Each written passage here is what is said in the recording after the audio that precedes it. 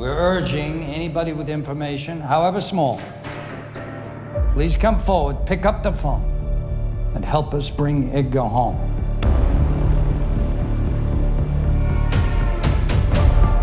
Letting him walk to school? Is that a decision you regret? Well, congratulations on the show. It's really brilliantly well done. I wanted to start by asking about, it's obviously a really sensitive and heartbreaking story, it turns. And I was wondering going into it, because there's obviously that element of it, but also this enormous monster puppet as well, whether you had any concerns about how that would land, whether it might feel a bit out of place with Eric there, what you thought. Yeah, of course, and still concerned. And, you know, I think some people will love it and some people might be jumped out a little bit, but I think the relationship is key to understanding this 7-foot-tall walk-around puppet's importance. You know, he is a manifestation of a cracked psyche. He is a form of psychosis, a very real thing to this creator of a world of puppets. He's also a symbol not just of his shadow self and id gone wild and everything from an internal critic to a Mary Poppins to an abuser to a goader, an enabler, but also to... Never look at him the same now. But also, he's the hope. He's the linkage between a child that's lost and that child's imagination in an attempt to speak and communicate and be seen and heard by his father. And his father's sort of retro-engineered attempt to do that, to try and bring his child back home. And however crazed and desperate that seems, it's kind of becomes a very beautiful and potent part of that relationship. And also something that needs to be confronted in the end as well. So yeah, it seems ridiculous, and that was one of the things that kind of drew me out, that how are we going to do this and how is it going to work? And with Abby's writing and with Lucy's sensitivity and sensibilities as a brilliant, brilliant director, I felt very held. And the whole creative team, everyone behind that puppetry, the creation of him, the sensitivity around his place and how it should and shouldn't work, and the playfulness in the edit and the voicing of it, you know, it was ongoing discovery, really. It was the selling point, almost. I mean, not the truly, only one. No, but it was the truly original I was so aspect of it. excited when I came upon Eric in the reading, because I thought, oh, this is what TV, I mean, apparently I don't watch much TV, but does so well, is it has this long form where you get to know really somebody's psyche, right? And to externalize that and create a character so that the audience gets to see what's happening internally with all of us all the time, which is this wrestling with our shadow self, I thought, oh, wow, what great fun. And this is what we can do that you can't do elsewhere to help communicate, to say the things you can't say, and to help communicate to our audience and thus help them understand what the hell we're all doing in these human forms, trying to work out our trauma, and also our, because he's not just the difficult stuff. He's also a lot of the heroic stuff until you can wrestle with the darkness. Yeah. So I was just thrilled when I met Eric. It's set in New York in the 80s and dealing with all of these social issues, but it's also that intersects with Edgar's own story. I was wondering which part of the show came to you first, what the initial seed was.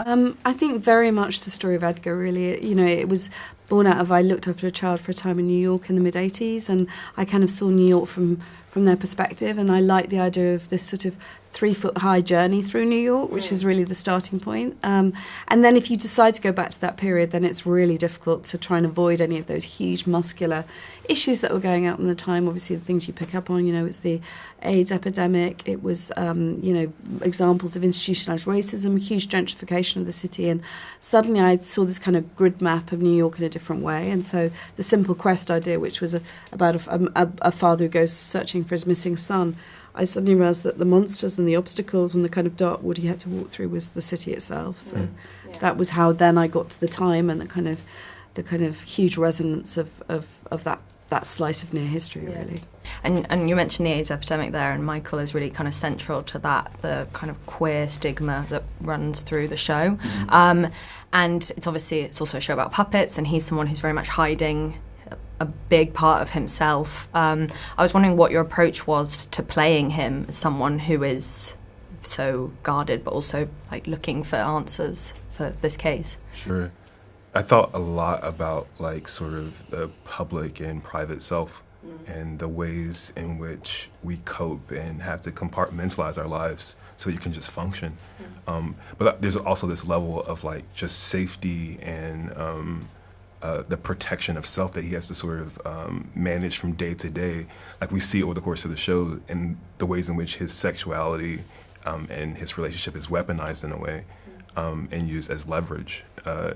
So like I think not only is it a sort of journey in which he's sort of coming to terms with himself and embracing himself, but also having the courage to step out and to say, this is who I am, and this is who I need to be in order to do what it is that I'm here for.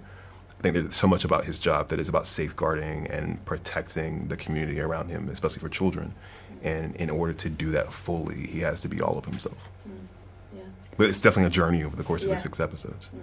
And I was wondering, in terms of Edgar and why he initially runs away, we get a sense, obviously, of his very difficult home life. But I was wondering what you thought that fascination was that he has with the character of Yusuf in particular.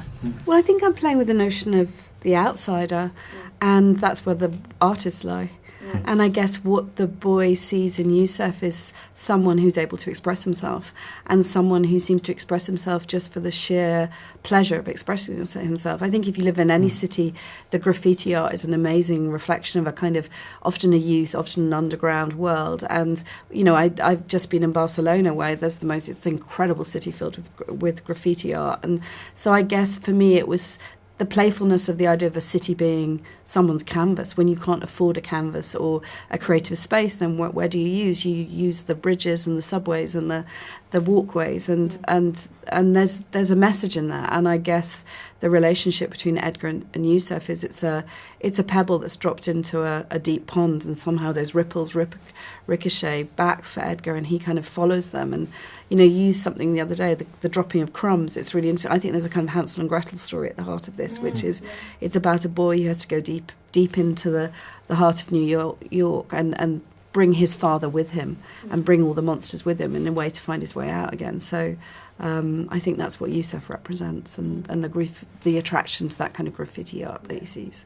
And we get that final coda where we see Michael kind of months after his partner has passed away. I was wondering what you wanted to convey with that final moment, the child watching the show on TV, like what you thought. I mean, you grew up with Sesame Street, I'm sure. I grew up with it, but not as a kind of real sort of American file, like in awe of it. But, Sesame Street was an incredibly important vehicle, it has been for education and change. And for me, at the heart of Good Day Sunshine was this idea of this world that had been built on a dream that Vincent had of the park, a dream that Vincent had of the city. And in fact, he brings a monster into the city and says, don't be afraid, come out into the light. And that, for me, is, so in that last coda of LeDroit watching, Cecile's grandson watching the show, it's a kind of hopeful message really about, this child might be different, the world might be different for this boy when he grows up, Yeah, there's so much about the journey over the 6 episodes that it's, for me, specifically about sort of stepping into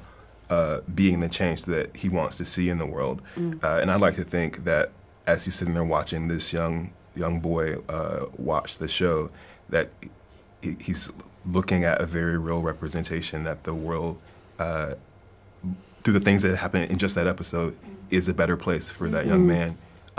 And it's also sort of a reflection of all the young men that have gone missing over the course of the series. Yeah. And who will sadly continue to go missing as well, I think. And how did you settle on what Eric was going to sound like, the tone of voice? Well, I had to belong to my body. I mean, I wanted to go a little bit augmented and create something sort of more startling than a lower register that I can produce, is because it limits your range of pitch. It limits how you can give characterization and color to the expression if you have a voice at my pitch and then you push it lower. But they said no, and I think they were right, actually, they being everybody with better judgment than me. And I'm kind of happy with it. I'm the worst critic of my own, well, probably not, but I'm one of the worst critics of my own work. I don't read critics, so who knows? But it to me, it was. I agreed that it had to come from something that was utterly linked with Vincent. and therefore, it was a playful thing. We wanted him to be working class, white collar New York. We wanted him to have a sort of gruffness to him that could then be adaptable into what he is in the show at the end, which is a creature that's, I mean, the show within the show, the actual puppet show that he's being made for, which is someone who's had dominance in a dark place and is trying to come into the light and is terrified of it because he doesn't know what lightness is, who doesn't trust himself in that new environment, in that space of unknowingness. And you know, there's a sort of light vulnerability to his voice in the final iterations of him. But yeah, and also make him humorous, also make him fun, also make him, you know, dangerous as well.